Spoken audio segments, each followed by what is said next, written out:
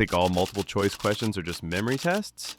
Think again. For SQE1, knowing the law isn't enough. You need to think like an assessor. In this video, I'll show you how to break down MCQs, avoid traps, and pick the best answer in the shortest time possible. Let's start with the basics. Each SQE1 multiple choice question is composed of a scenario, often 2 to 4 sentences long, followed by a question and 5 possible answers. Here's the crucial part. Only one is correct.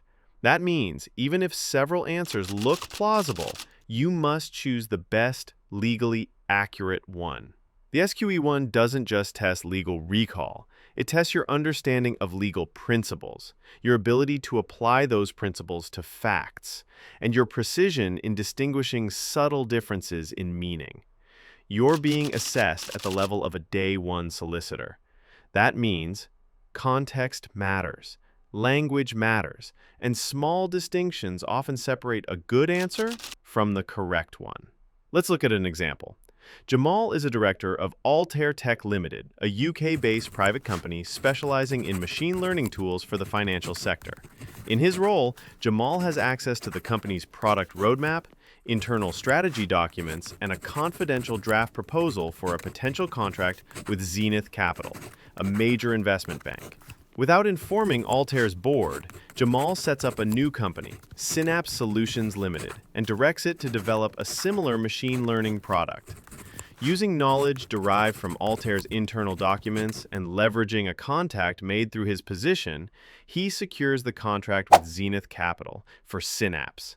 He argues there is no breach because the deal was not finalized by Altair and Synapse used its own funding and staff. Jamal remains a director of Altair throughout. Altair shareholders bring a claim under the Companies Act 2006. Which of the following best reflects Jamal's position under the Companies Act 2006? A. Jamal is not in breach because Altair had not yet secured a binding agreement with Zenith Capital and the opportunity was therefore speculative and not one belonging to the company. B. Jamal has breached his duty under Section 175 of the Companies Act by diverting a maturing business opportunity that arose from his role at Altair, even if Altair had no contractual right to it. C. Jamal may have breached Section 172, but not Section 175, as Synapse was not yet a direct competitor and he did not misuse company property or funds. D. Jamal is not in breach because any conflict of interest was neutralized by Synapse being independently funded and operating autonomously from Altair. E. Jamal could only be in breach if the board of Altair had previously resolved to pursue the Zenith Capital opportunity, making the conflict actual rather than potential. So how do we tackle this? Step 1. Eliminate the obviously wrong. That's D. Independent funding and structure do not remove the duty to avoid conflict. And E, the duty under Section 175 applies to potential conflicts, not just actual ones. Step 2. Narrow it down to the most plausible. A, B, and C are the remaining contenders.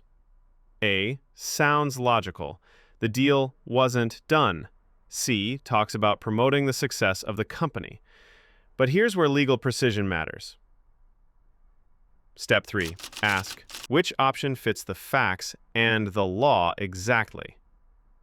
Jamal used inside knowledge, remained a director, and captured an opportunity Altair was actively pursuing. That's a textbook breach of Section 175, a conflict of interest.